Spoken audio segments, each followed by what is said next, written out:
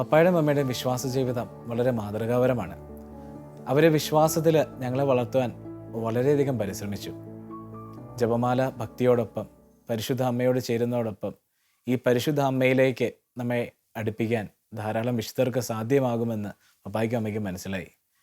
അവർ അപ്രകാരം എല്ലാ ആഴ്ചകളിലും ഓരോ വിശുദ്ധൻ്റെ അല്ലെങ്കിൽ ഒരു വിശുദ്ധയുടെ ജീവചരിത്രം മേടിച്ചു തരുമായിരുന്നു. ആ വിശുദ്ധൻ്റെ ജീവചരിത്രം വായിക്കുക, ആ വായിച്ച് അതിൻ്റെ സാരാംശം പപ്പായും അമ്മയും പറഞ്ഞു കേൾപ്പിക്കുക.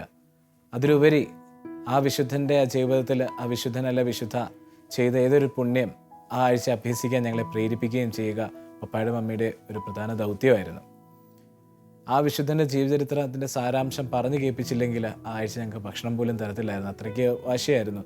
വിശ്വാസ ജീവിതത്തിൽ അടിയുറച്ച് വളരാൻ പപ്പായും അമ്മയും ഞങ്ങളെ പ്രേരിപ്പിച്ചുകൊണ്ടിരുന്നു.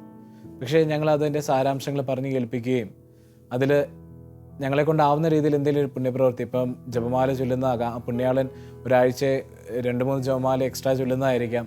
അത് ഞങ്ങളെ കൊണ്ട് ആവുകയാണെങ്കിൽ ആ ആഴ്ച ഞങ്ങൾക്ക് വിഭവസമൃദ്ധമായ ഭക്ഷണങ്ങളൊക്കെ മേടിച്ച് ഞങ്ങളെ സന്തോഷിപ്പിക്കാൻ പപ്പായും മമ്മിയും ശ്രമിക്കുമായിരുന്നു.